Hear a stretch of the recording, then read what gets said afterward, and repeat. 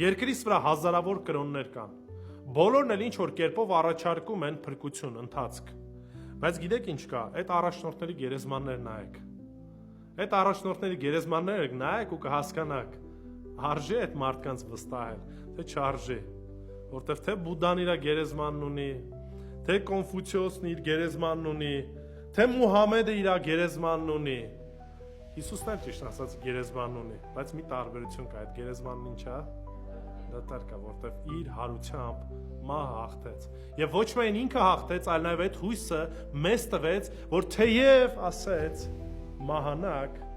հավիտենական կյանք եք ունենալու։ Եվ սա է մեր հույսը, սա է մեր հույսի ապավենը, որը որ մեզ կարողություն է տալիս ինչ անելու, առաջ նայելու,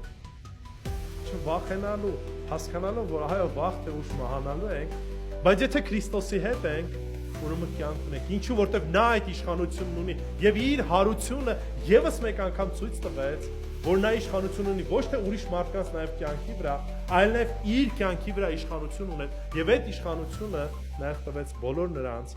ովքեր որ կհավատան իրեն։